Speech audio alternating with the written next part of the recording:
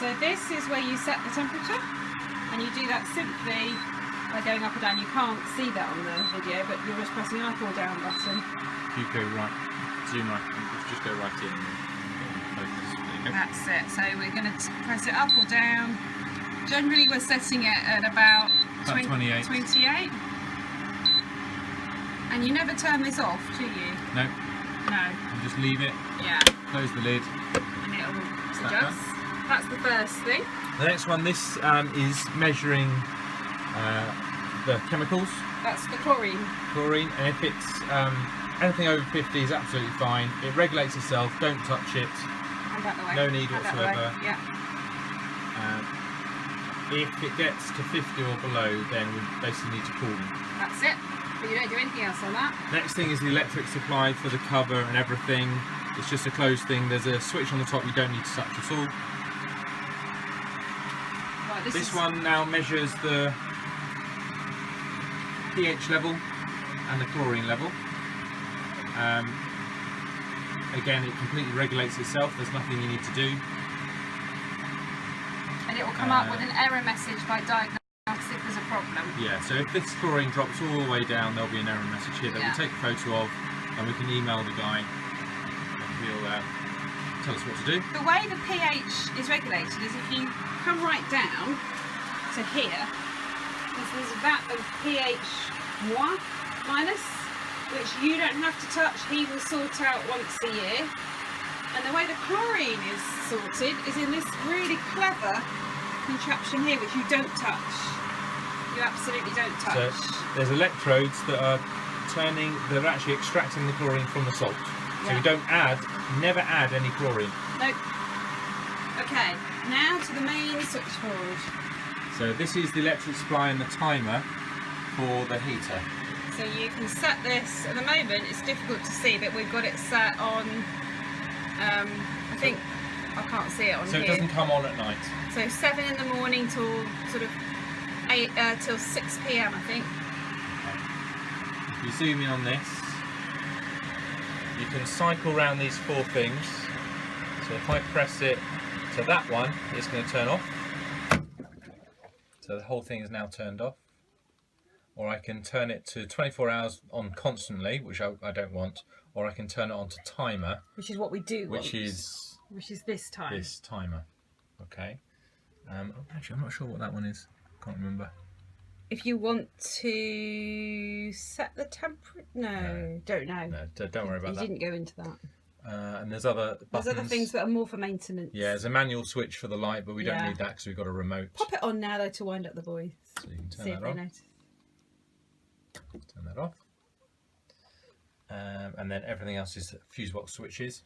Which you shouldn't need to touch. This fuse box over here is for again the main electricity supply and also the alarm for the septic tank pump.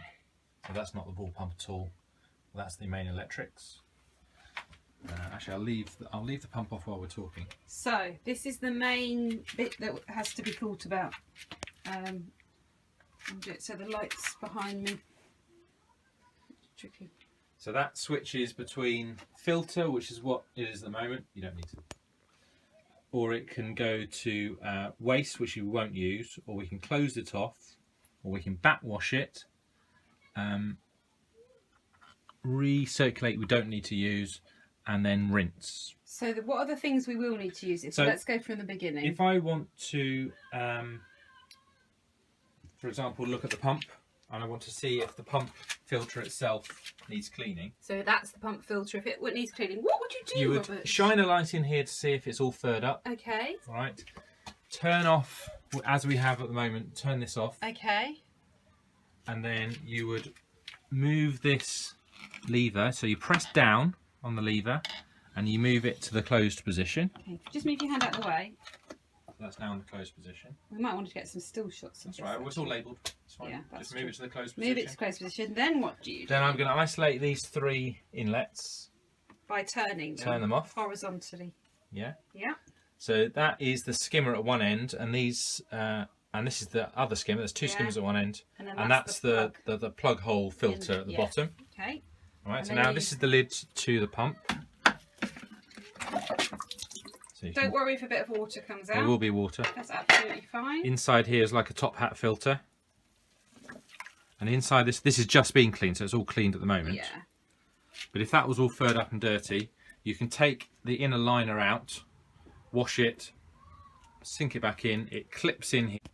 Okay, so. Okay, so once this filter is out of the pump, you can unclip this thing on the inside. And then this net That's it. falls out. And that's what you would just wash under a tap or whatever, just Yeah. clean. And then when you're done, Put that back. put it back.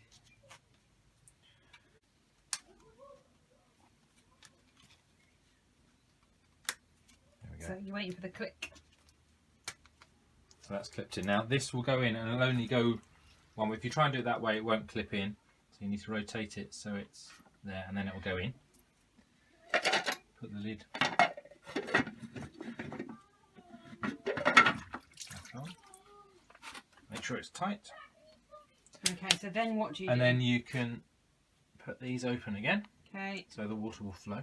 so they go from horizontal to vertical. And And before you switch it back on, Yeah. you must make sure that you put this back onto filter. Okay, back onto filter and finally. And then you can turn this back on the timer, Yeah. which is that one. And then you'll hear it in a couple of seconds kick in.